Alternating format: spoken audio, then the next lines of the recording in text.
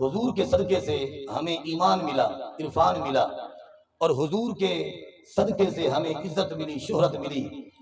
اور حضور یہ ہیں کہ جنہوں نے احکام کی تبلیغ فرمائی، اسلام کی تبلیغ فرمائی اور دین کی تمام تر تفاصیل ہمیں بتائی، مگر اللہ کے نبی صلی اللہ علیہ وسلم نے اس پر کوئی عوض طلب نہ کیا، بدلہ طلب نہ کیا، کوئی مال دولت حضور نے کچھ طلب نہ کیا۔ ہاں ایک چیز کی حضور نے وصیت کی حکم دیا، حضور نے فرمایا کہ میرے اہل بیت سے پیار کرنا۔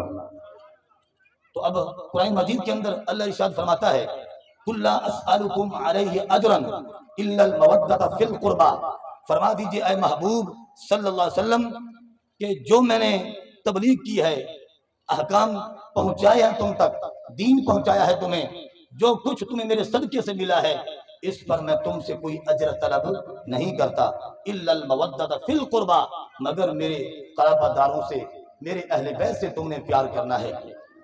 حضرات محترم، اب یہاں پر سب سے پہلے ہمیں یہ دیکھنا ہے کہ قربہ سے مراد کیا ہے، قربہ سے کون لوگ مراد ہیں۔ مولوی صاحب یہ بیان کر کے یہاں سے روانہ ہو جاتے ہیں کہ قربہ سے مراد حضور کی اولاد ہے، مگر اس کی تفصیل ہے، علماء کو چاہیے کہ قربہ کی جو تفسیر مفسرین نے لکھی ہے وہ عوام کے سامنے پیش کرنی چاہیے۔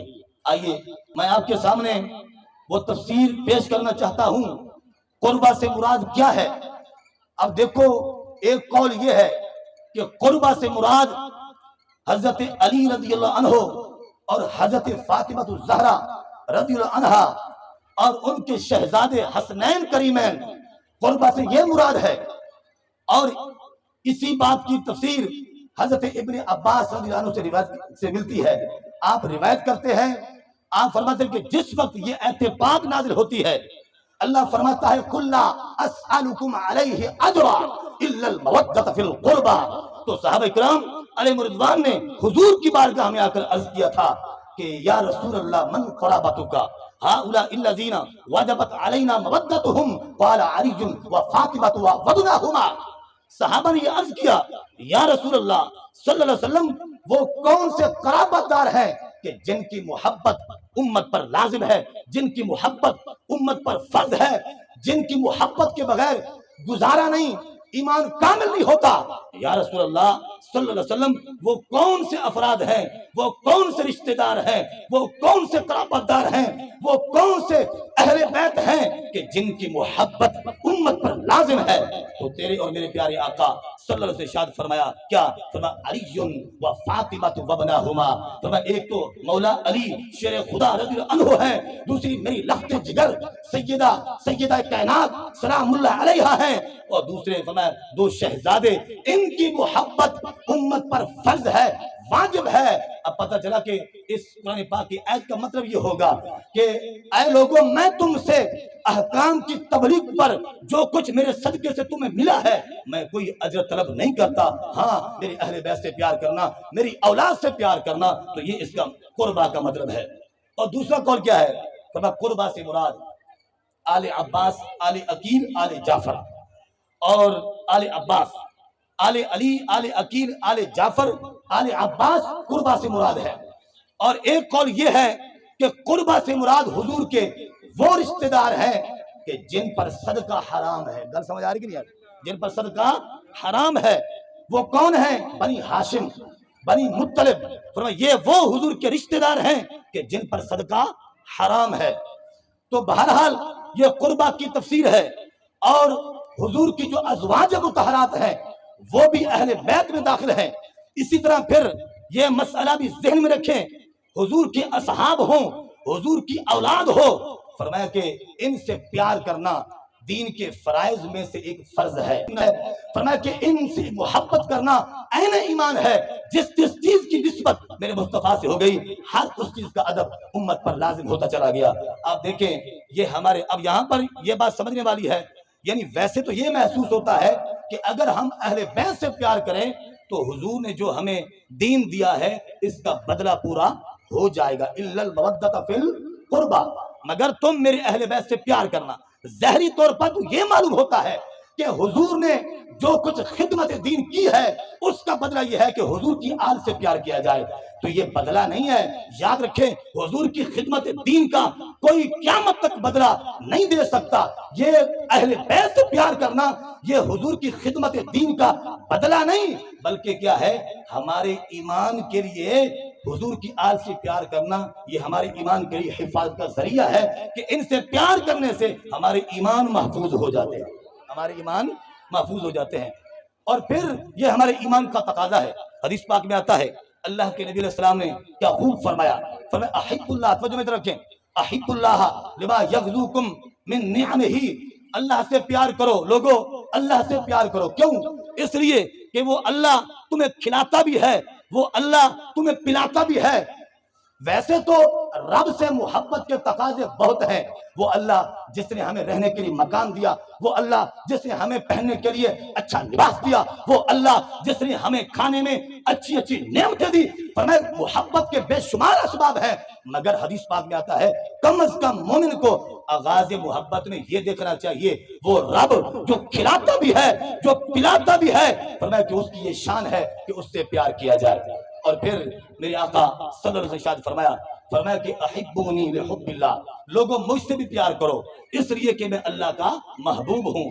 پھر اس کے بعد حضور نے فرمایا احبو اہل بیتی, میری اہل بیت سے پیار کرو. یا رسول اللہ کیوں؟ فرمایا لحبی, اس لیے کہ میری اہل بیت میرے محبوب ہیں, میں ان سے پیار کرتا ہوں. تو پتہ چلا کہ جو شخص یہ چاہتا ہے کہ مجھے خدا کا قرب مل جائے, مصطفیٰ کا قرب مل جائے, تو اس پر لازم ہے کہ وہ اہل بیت سے پیار کرے. جو اہل بیت سے پیار کرے گا اسے خدا اور مصطفیٰ کا قرب نصیب ہوگا. اور پھر اسی طرح آپ دیکھیں اللہ اکبر کبیرہ کہ جب تک اہل بیت سے پیار نہ کیا جائے بندے کا ایمان ہی کامل نہیں ہوتا. حدیث پاک میں آتا ہے میرے آقا صلی اللہ علیہ وسلم فرمایا لا یؤمن عبد حتی اکون احب الیہ من نفسہ, فرمایا کہ تم میں سے کوئی شخص اس وقت تک کامل مومن نہیں ہو سکتا ہے کہ جب تک کہ وہ یعنی میں اسے میری ذات اس کی اپنی جان سے محبوب نہ ہو جائے. وہ اہلی, فرمایا احب الیہ من اہلہ, میرے گھر والے اسے اپنے گھر والوں سے زیادہ پیارے نہ ہو جائیں. اسی طرح وہ عطرتی احب الیہ من عطرتہ, اور میری اولاد اسے اپنی اولاد سے زیادہ پیاری نہ ہو جائے. اسی طرح فرمایا وہ ذاتی احب الیہ من ذاتہ, اور میری ذات فرمایا کہ اسے اپنی ذات سے زیادہ پیاری نہ ہو تو بندہ کامل مومن نہیں ہو سکتا. ہر چیز سے بڑھ کر جب وہ شخص مجھ سے پیار کرتا ہے اور میری آل سے پیار کرتا ہے, میرے گھر والوں سے پیار کرتا ہے, فرمایا کہ جب اس انداز میں کوئی شخص پیار کرتا ہے فرمایا اس کا ایمان کامل ہو جاتا ہے. ذرا بندہ سے کہہ دیں سبحان اللہ. حضرات محترم اسی طرح پھر آپ دیکھیں حضور کی آل کی مثال کیا ہے. میرے پیارے آقا صلی اللہ علیہ وسلم فرمایا کہ میرے اہل بیت کی مثال کشتی نوح علیہ السلام کی طرح ہے. من رکب فیہا نجا ومن تخلف عنہا غرقا وفی روایت اخرى ہلاکا. فرمایا کہ جو شخص اس کشتی میں سوار ہو گیا تھا, حضرت نوح علیہ السلام کا جب طوفان آیا تھا کہ جو اس کشتی میں سوار ہو گیا تھا فرمایا کہ وہ نجات پا گیا تھا. تو جو کشتی سے پیچھے رہ گیا فرمایا وہ تباہ ہو برباد ہو گیا, ہلاک ہو گیا. تو اب یہاں پر اس سے یہ معلوم ہوا کہ اہل بیت کی جو محبت ہے یہ یعنی کشتی نوح علیہ السلام کی مثل ہے. تو جو شخص اہل بیت سے پیار کرتا ہے گویا کہ وہ محبت اہل بیت کی کشتی میں سوار ہو گیا ہے, اور جو ان سے پیار نہیں کرتا وہ گویا کہ پیچھے رہ گیا ہے. تو اس لیے ضروری ہے کہ جو شخص یہ چاہتا ہے کہ میں دین و دنیا میں کامیاب ہو جاؤں تو اسے اہل بیت سے پیار کرنا پڑے گا. جب اہل بیت سے پیار کرے گا تو اس کا بیڑا پار ہو جائے گا. اور پھر اسی طرح اصحاب کے بارے میں آیا میرے پیارے آقا صلی اللہ علیہ وسلم فرمایا اصحابی کالنجوم, کہ میرے جو اصحاب ہیں وہ ستاروں کی مثل ہیں. بِأَيِّهِمْ اقْتَدَيْتُمْ اِهْتَدَيْتُمْ, تم ان میں سے جس کی پیروی کرو گے ہدایت پا جاؤ گے, کامیاب ہو جاؤ گے. تو پتہ چلا کہ جو اصحاب رسول علیہ السلام ہیں وہ آسمان کے ستارے ہیں, اور حضرت نوح علیہ السلام کی کشتی کی مثل کون ہے؟ حضور کی اہل بیت ہیں.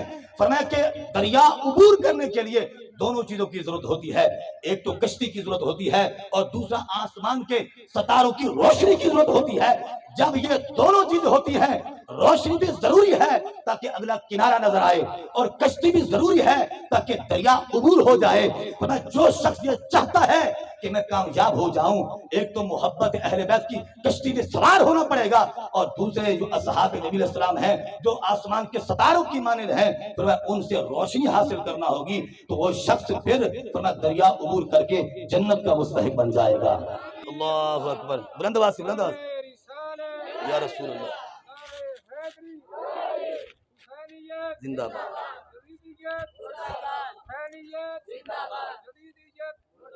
حضرات محترم، اہل بیت سے پیار یہ نہیں کہ صرف امت پر لازم ہے، حضور نے خود اہل بیت سے پیار کر کے ہمیں بتایا، دکھایا کہ میں کس طرح اپنے شہزادوں سے پیار کرتا ہوں۔ روایات میں موجود ہے، حضرت ابو ہریرہ رضی اللہ عنہ آپ روایت کرتے ہیں، آپ فرماتے ہیں کہ ان آنکھوں سے میں نے دیکھا، سبحان اللہ تو کر دے یار، ماشاءاللہ تو سب چنگے محب اہل بیت ہو بھائی، نہ اللہ نہ توبہ ہے، زبردست سے کہتے سبحان اللہ۔ ادھر دیکھ کے کالے کالے کپڑے پا کے شور پائی آنے، نشے پی کے، شرابہ پی کے، گند کھانے کو، تو ادھر آپ پاک صاف ہو کے جو ہے آپ سبحان اللہ بھی نہیں کر سکتے، ذرا بلند آواز سے کہتے سبحان اللہ۔ حضرت محترم دیکھیے، حضور نے پیار کر کے دکھایا۔ حضرت ابو ہریرہ رضی اللہ عنہ آپ کے بارے میں آتا ہے کہ آپ نے فرمایا کہ میں نے ان آنکھوں سے دیکھا، ان کانوں سے سنا، اور حضرت امام حسین رضی اللہ عنہ بچپنے میں تھے، ابھی بچے تھے، حضور کے قدموں پر ان کے قدم تھے، اور حضور نے بازوں سے پکڑا، فرمایا میرے حسین اوپر چڑھو نا، میرے حسین اوپر چڑھو نا۔ حضور نے ایسے پکڑا اور اوپر کرتے آئے، اور وہ حضور کے جسم پر ایسے ٹانگیں پاؤں رکھتے آئے۔ جب چہرہ امام حسین کا چہرہ مصطفیٰ کے سامنے آیا، فرمایا میرے بیٹے ذرا منہ تو کھولو، میرے بیٹے ذرا منہ تو کھولو۔ حضرت امام حسین رضی اللہ عنہ نے منہ کھولا اور حضور نے چوم لیا، حضور نے چوم لیا، اور پھر کیا دعا دی، اللہم احبہ فانی احبہ، اے اللہ میں اس سے پیار کرتا ہوں، تو بھی اس سے پیار فرما۔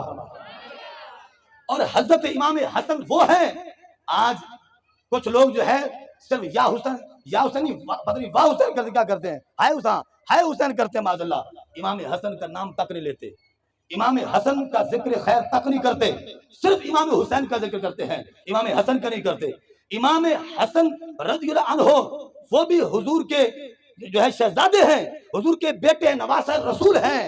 آپ کی یہ عظمت و شان ہے کہ 20 حج آپ نے پیدل مدینہ شریف سے چل کے مکہ شریف جا کے حج کیا، 20 حج۔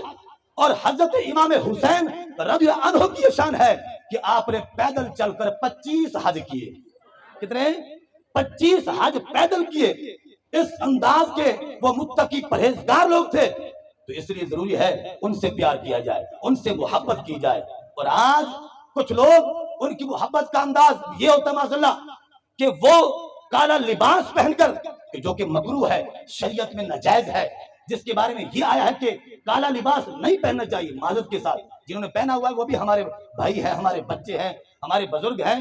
ہم نے ہی دین بیان کرنا ہے، آپ کو ہم نے ہی بتانا ہے کیا جائز ہے کیا ناجائز ہے، ہم نے ہی آپ کو بتانا ہے۔ آپ کو کوئی فلم سٹار دین نہیں سکھائے گا، آپ کو کوئی سنگر نہیں کچھ آ کے بتائے گا، وہ گند اگلے گا، وہ میوزک سنائے گا، وہ بے حیائی آپ کو بیان کرے گا، اور دین کون سکھائے گا؟ محلے کا امام، عالم دین، آپ کے بچوں کو قرآن پڑھانے والا۔ تو پھر سنیے، کالا لباس پہننا شریعت میں مکروہ ہے، اور یہ ان لوگوں کا لباس ہے جو صحابہ کے گستاخ ہیں، جو اہل بیت کے مشن سے ہٹے ہوئے ہیں، اپنی عقل کی اختلاف پر وہ محبت اہل بیت کے دھم بھرتے ہیں، اور شریعت سے ہٹ کر وہ پیار کرتے ہیں۔ وہ محبت جو شریعت سے ہٹ کر ہو وہ مردود ہوتی ہے، اور جو محبت شریعت کے دائرے میں ہو وہ مقبول ہی مقبول ہوتی ہے۔ اللہ اکبر، یا رسول اللہ،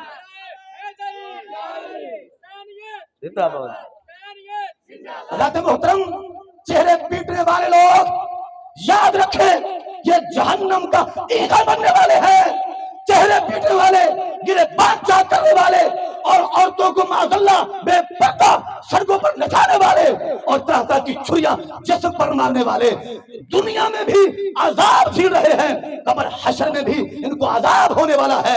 یہ کوئی حسینیت نہیں ہے۔ امام حسین وہ ہیں کہ جنہوں نے کربلا کے تپتے میدان کے اندر نماز نہیں چھوڑی، اور پھر جب سرتم سے جدا ہوا تو پھر بھی لوگوں کو بتایا، امت کو بتایا، قیامت تک کے لوگوں کو بتایا، لوگوں دیکھو قرآن اور اہل بیت کا مقام کیا ہے۔ نہ قرآن اہل بیت سے جدا ہے، نہ اہل بیت قرآن سے جدا ہے، سرتم سے جدا ہو گیا ہے، نیزے پر ہے، پھر بھی قرآن کی تلاوت جاری ہے۔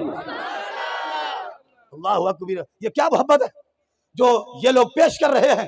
یہ نرا عذاب ہی عذاب ہے۔ معاذاللہ ان کو دیکھنا جائز نہیں، ان کے گریبان چاک کرتے ان کو دیکھنا، گھوڑے کے نیچے اوپر اور پتہ نہیں پانی کے اندر کیا کیا یہ ملاتے ہیں، تو اس لیے ان لوگوں کے قریب جانا جائز نہیں ہے، ان کا لباس پہننا جائز نہیں ہے۔ میں اپنی طرف سے نہیں کہتا، اگر میں فرمان سناؤں تیرے اور میرے نبی علیہ السلام کا، پھر مانے گا؟ بلندہ سے کہا سبحان اللہ۔ اپنی بات نہیں کروں گا، مسجد شاہ جماعت کا امام اپنی بات نہیں کرے گا، تیرے نبی کی میرے نبی کی بات ہے، اور بخاری شریف ہے، پر بنا عشق نبی کے جو پڑھتے ہیں بخاری، آتا ہے بخار ان کو نہیں آتی بخاری۔ وہ کچھ لوگ بخاری پڑھتے ہیں خاجی یا رافضی، ان کو بخار ہو جاتا ہے، ہم بخاری پڑھتے ہیں تو مصطفیٰ پر پیار ہو جاتا ہے۔ اللہ اکبر۔ توجہ فرمائیں، دین سیکھیں۔ حدیث پاک میں آتا ہے، میرے آقا علیہ السلام کیا خوب فرمایا، من ضرب الخدود وشق الجیوب ودعا بدعوى الجاہلیہ فلیس منا۔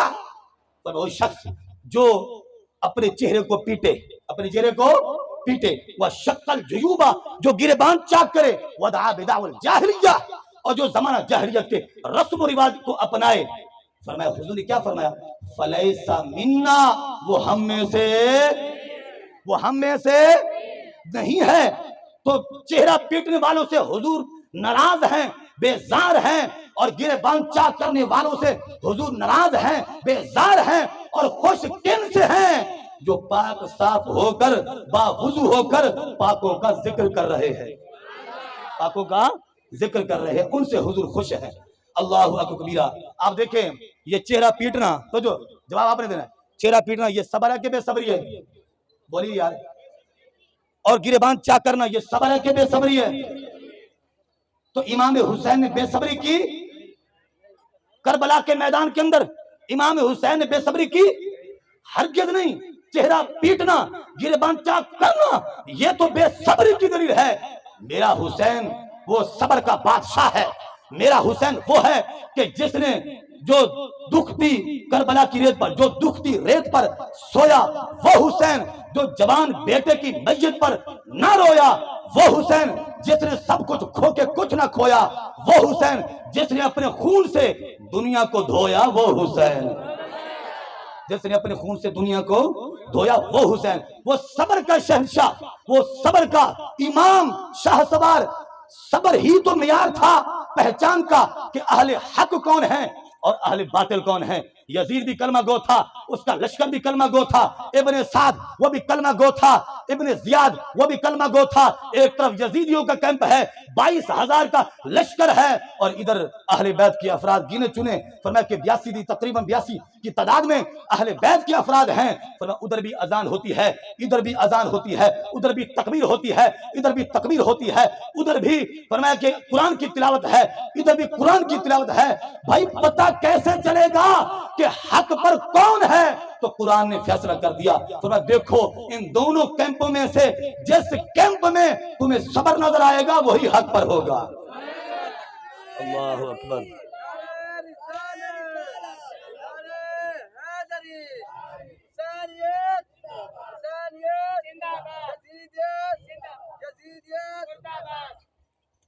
حضرات محترم، تو ان اللہ مع الصابرین، اللہ صبر کرنے والوں کے ساتھ ہے۔ حضرت امام حسین رضی اللہ عنہ جب آپ کو حضرت مسلم بن عقیل کے خطوط پہنچتے ہیں تو آپ وہاں سے مدینہ منورہ سے روانہ ہوتے ہیں، مکہ شریف سے پھر ہوتے ہوئے پھر میدان کربلا کی طرف سفر جاری ہو جاتا ہے۔ بالآخر لوگوں کے روکنے پر بھی آپ نہ رکے، آپ نے یہ فرمایا کہ میں یزید کی بیعت نہیں کروں گا۔ تو لوگوں نے کچھ نے کہا کہ آپ کر لیں، بڑا فاسق ہے، بڑا فاجر ہے، ظالم ہے، تو ظلم کرے گا۔ آپ نے فرمایا کہ میں فاسق کے ہاتھ میں ہاتھ گویا کہ یزید ووٹ مانگ رہا تھا، ڈاکو تھا، فاسق تھا، ظالم تھا، تو وہ ووٹ مانگ رہا تھا. تو امام حسین رضی اللہ عنہ نے کیا فرمایا کہ میں فاسق کو، فاجر کو ووٹ نہیں دوں گا، بیعت نہیں کروں گا. اب جب آپ میدان کربلا میں پہنچے، میں صبر کی بات کر رہا ہوں، میدان کربلا میں پہنچتے ہیں، جب آپ وہاں رات کا ٹائم ہے اور پھر آپ نے خیمے لگ گئے، خیمے لگانے کے بعد آپ نے سب افراد کو جمع کیا، اور رفقا بھی ہیں، اہل بیت بھی ہیں، سب کو جمع کر کے خطبہ دیا. فرمایا کہ دیکھو یہ لوگ میرے خون کے پیاسے ہیں، یہ لوگ میرے خون کے پیاسے ہیں، جب میں ان کو مل گیا، انہوں نے مجھے شہید کر دیا، تو یہ تمہیں کچھ نہیں کہیں گے. لہذا تم ایسے کرو، رات کا ٹائم ہے اور کوئی دیکھ بھی نہیں رہا، جو واپس جانا چاہتا ہے ایک ایک ہو کے روانہ ہو جائیں، یہاں سے کوچ کر جائیں. جب میں ان کے ہاتھ چڑھ گیا، میں شہید ہو گیا، تو تمہیں تلاش کرنے کے لیے پیچھے یہ نہیں آئیں گے. لہذا تم اپنی جان بچاؤ، مجھے یہاں رہنے دو، میں ان کا مقابلہ کروں گا اور میں حق کا جھنڈا علم بلند کر کے رکھوں گا اگرچہ میری جان چلی جائے. تو جتنے اہل خانہ تھے، اہل بیت کے افراد تھے یا رفقا تھے، انہوں نے کہا کہ جس زندگی میں حضرت امام حسین رضی اللہ عنہ ہمیں نظر نہ آئے، اس زندگی کی ہمیں ضرورت ہی نہیں، اس زندگی کی ہمیں ضرورت ہی نہیں. ہم نے اس زندگی کو کیا کرنا ہے جس میں امام حسین رضی اللہ عنہ ہمیں نظر نہ آئے. لہذا انہوں نے یہ فیصلہ دیا کہ ہم آپ کے ساتھ ہیں، ہم مل کر لڑیں گے. تو ابن سعد کی نمائندگی میں 22,000 کا لشکر یزید کا پہنچا اور نہر فرات اور اہل بیت کے قافلے کے خیموں کے درمیان میں آ کر انہیں پڑاؤ ڈال دیا. کسی فرد کو بھی اہل بیت کو پانی وہاں سے حاصل نہیں کرنے دیتے تھے اور تیر چلاتے، تلوار چلاتے. تو اس طرح انہوں نے ظلم جاری رکھا. تو جب ایک ایک ہو کے اہل بیت کے افراد شہید ہوتے گئے اور جب 10 محرم الحرام کا دن آیا تو حضرت امام علی مقام امام حسین رضی اللہ عنہ نے کیا کیا، جتنی جو اہل بیت کے افراد موجود تھے ان کو کہا کہ وقت شہادت ہے، رات کو جب سوتے ہیں، یعنی 10 محرم سے پہلے جو رات ہے اس میں جب سوتے ہیں، آنکھ لگتی ہے، حضور کا دیدار ہو جاتا ہے، نانا جان کا دیدار ہو جاتا ہے، حضور جلوہ گر ہو جاتے ہیں، حضور اپنے بیٹے کو صبر کی تلقین کرتے ہیں اور دعا مانگتے ہیں، اللہم آت الحسین صبر و اجرا، اے اللہ میرے حسین کو صبر بھی عطا کرنا، اجر بھی عطا کرنا. حضور نے دعا دے دی. میں کہتا ہوں اگر حضور یہ دعا کرتے اے اللہ میرے حسین کو بچا لے، تو کیا اللہ نہ بچاتا؟ یہ ہونا ہی تھا. جتنا مقام بڑا ہوتا ہے اتنا امتحان بڑا ہوتا ہے. تو قیامت تک کی امت کو بتانا تھا، ایسے نہیں جنت کے یہ سردار بنے، انہوں نے قربانیاں پیش کی ہیں، انہوں نے خون پیش کیے ہیں، انہوں نے جانوں کے نذرانے پیش کیے ہیں، ایسے نہیں اہل جنت کے یہ سردار بنے. تو لہذا یہ حکم ربی تھا. حضور نے ہمیشہ صبر کی دعا کی. آپ سمجھتے ہیں ہر شہید اس کی جو شہرت ہوتی ہے شہادت کی وہ شہید ہونے کے بعد ہوتی ہے. بنا کہتے یا فلاں بندہ شہید ہو گیا یار، پہلے تو کوئی یہ نہیں کہتا کہ اس نے شہید ہونا ہے، ایسی بات تو نہیں ہے نا. تو شہید کی شہادت شہید ہونے کے بعد مشہور ہوتی ہے. مگر کائنات کا یہ ایسا شہید ہے جو سید الشہداء ہے کہ ابھی شہید نہیں ہوئے، خبریں پہلے چل رہی ہیں، خبریں پہلے چل رہی ہیں کہ انہوں نے شہید ہونا ہے. تو بہرحال 10 محرم کا دن ہے، آپ نے اپنے بابا جان کی جو ہے دستار اپنے سر پر رکھی، سبحان اللہ تو کہہ دے یار، ہاں جی، دستار پاک رکھی اور ہاتھ میں ذوالفقار حیدری پکڑی. گھوڑے پر سوار ہوتے ہیں، میدان کربلا میں جب جاتے ہیں آپ اور جا کر یزیدیوں سے لڑائی شروع ہوتی ہے. تلوار ایسے چلتی ہے یزیدی گاجر مولی کی طرح کٹ رہے ہیں، ایسے چلتی ہے گاجر مولی کی طرح یزیدی کٹ رہے ہیں. تو جب یزیدیوں نے دیکھا، بالخصوص ابن سعد کمانڈر ان چیف تھا یزیدی لشکر کا، اس نے دیکھا، اس نے کہا کہ اللہ کا یہ شیر 22,000 کے لشکر سے ہرگز قابو نہیں آئے گا. اگر تم چاہتے ہو کہ اس شیر کو قابو کریں تو پھر اس کے ساتھ تلوار سے نہ لڑو بلکہ دور سے یک بارگی تیروں کی برسات کر دو. تو ابن سعد کے کہنے پر یزیدی پیچھے ہٹے اور یک بارگی جو ہے سینکڑوں کی تعداد میں، ہزاروں کی تعداد میں جو ہے تیر چھوڑے اور میرے امام علی مقام امام حسین رضی اللہ عنہ کے پیشانی پر لگا جسم پر لگے زخموں سے جسم چور چور ہو جاتا ہے اور پیشانی پاک سے خون پاک نکلنا شروع ہو جاتا ہے، اور آپ جب زخموں سے چور چور ہوتے ہیں تو آپ گھوڑے سے یعنی عرش زین سے فرش زمین پر جب تشریف لے کے آتے ہیں، سواری سے نیچے جب آتے ہیں تو شمر قریب آتا ہے، آپ فرماتے ہیں رک جا، یعنی دیکھو صبر کتنا ہے، تحمل کتنا ہے، جرأت کتنی ہے، بہادری کتنی ہے، اتنے زخموں کے باوجود نہ صبر کا دامن چھوڑا ہے اور نہ جو ہے یعنی ہوش و حواس ختم ہوا ہے، بالکل ہوش و حواس میں ہے، صبر میں ہے، اور کہنے لگے کہ رک جا شمر، بتا ٹائم کیا ہے؟ اس نے کہا این جمعے کا ٹائم ہے، خطیب خطبہ دے رہے ہیں، ذرا ظالموں تمہیں شرم نہیں آتی؟ ذرا سنو تو صحیح، خطبوں میں میرے نانے کا نام آ رہا ہے کہ تمہارے نانے کا نام آ رہا ہے؟ ظالموں تمہیں شرم نہیں آتی؟ تم اہل بیت پر پانی کو بند کرتے ہو اور تم اہل بیت پر ظلم کرتے ہو، ستم کرتے ہو، تیروں کی برسات کرتے ہو، تلواروں سے ان کے جسم زخمی کرتے ہو، تمہیں حیا نہیں آتی؟ ذرا دیکھو تو صحیح، خطبوں میں میرے نانے کا نام آ رہا ہے، میرے بابے کا نام آ رہا ہے کہ تمہارے نانے اور بابے کا نام آ رہا ہے؟ تو آپ نے شرم دلائی، مگر ان یزیدیوں کو شرم کہاں آتی تھی؟ آپ نے فرمایا ہٹ جاؤ، مجھے نماز تو پڑھ لینے دو۔ سبحان اللہ، کیا بولا؟ مجھے نماز تو پڑھ لینے دو۔ اللہ اکبر، یہ سبق تھا۔ کیا سبق تھا؟ کہ جان جاتی ہے تو جائے مگر نماز نہ جائے۔ اور پھر جب آپ نماز پڑھنے لگتے ہیں، شمر نے کہا یہ موقع ہے، پھر اگر نماز پڑھ لی تو پھر ہمارے قابو یہ شیر نہیں آئے گا، تو نماز کے اندر جو ہے وہ تلوار چلائی اور سر مبارک تن سے جدا کیا، اور جب جدا ہوتا ہے تو یہ ایسا سجدہ ہے جس میں امام حسین کو معراج ہو رہی تھی۔ حضور آسمانوں پر گئے تو معراج میں حضور نماز لے کے آئے، اور یہ نماز میں گئے تو معراج ہوئی۔ حضور معراج پر گئے تو نماز لے کے آئے، اور یہ نماز میں ہے، ان کو معراج ہو رہی ہے، ان کو معراج نماز میں ملی ہے۔ تو حضرات محترم، اب جب سر مبارک تن سے جدا ہو گیا اور یزیدیوں نے سر جو ہے نیزے پہ چڑھایا، تو پھر دوسرے یزیدیوں نے اہل بیت کے دوسرے سر کاٹ کے وہ بھی نیزے پہ چڑھائے۔ فرمایا کہ کائنات والوں نے دیکھا، اگرچہ سر کا تعلق دھڑ سے نہیں تھا مگر سر مبارک زبان مبارک سے پھر بھی قرآن کی آواز آ رہی تھی۔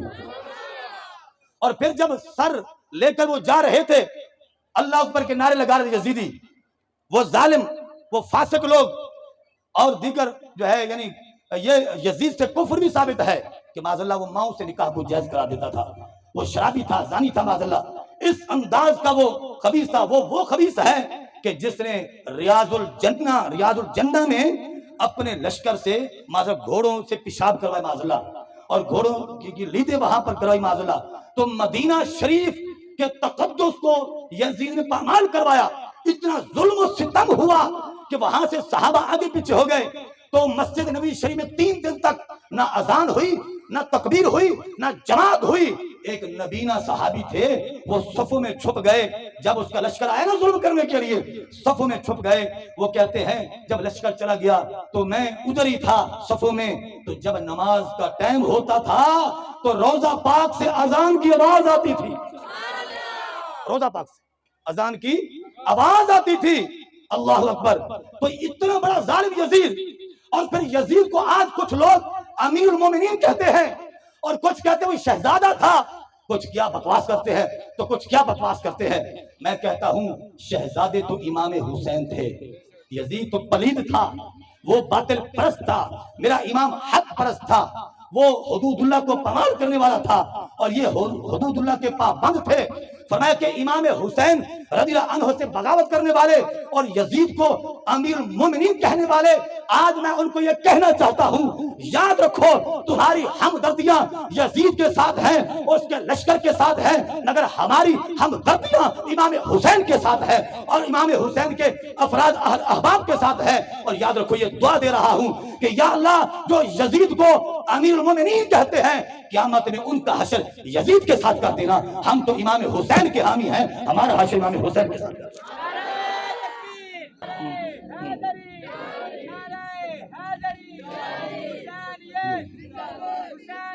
زندہ باد۔ حضرات محترم، بات کو ختم کر رہا ہوں۔ دیکھیے اب جب سر مبارک نیزے پہ جا رہا تھا، قرآن پڑھ رہا تھا، راستے میں ایک بندے کا گھر آیا، وہ گھر میں پڑھ رہا تھا اصحاب کہف کا قصہ، ام حسبت ان اصحاب الکہف والرقیم۔ اس کا معنی یہ ہے کہ اصحاب کہف کا جو واقعہ ہے یہ بڑا حیران کن ہے کہ 300 سال تک غار میں زندہ رہے. تو اصحاب کہف کا واقعہ حیران کن ہے، تعجب خیز ہے. جب اس کی یہ آواز آئی نا تو امام حسین رضی اللہ عنہ کا سر مبارک بول پڑا، آواز آئی، یا قاری القرآن، اے قرآن پڑھنے والے، ان قتلی و حملی اعجب من اصحاب الکہف والرقیم. تو نے دیکھا نہیں میرا سر نیزے پر ہے، دھڑ ساتھ نہیں ہے، میں پھر بھی قرآن پڑھ رہا ہوں. میرا واقعہ تو اصحاب کہف سے بھی زیادہ حیران کن ہے. اللہ اکبر. تو یہ اس انداز کے وہ قرآن کے قاری اور اس انداز کی محبت. اور آج جو قرآن کو نہیں مانتے، نماز کو نہیں مانتے، وہ کیسے حسینی ہو سکتے ہیں؟ ہم حسینی ہیں، حسینی ہی رہیں گے آخری دم تک.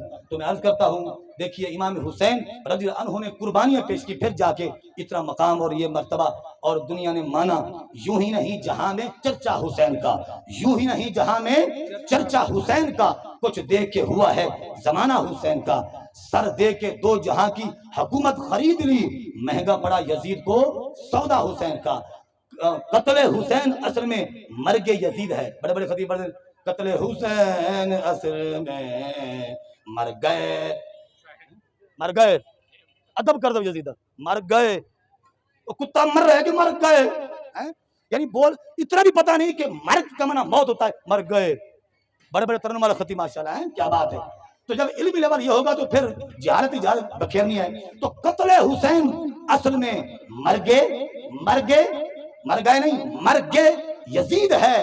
اسلام زندہ ہوتا ہے ہر کربلا کے بعد. اور کس نے کیا خوب کہا، انسان کو ذرا بیدار تو ہو لینے دو، ہر قوم پکارے گی ہمارے ہیں حسین، ہمارے نہ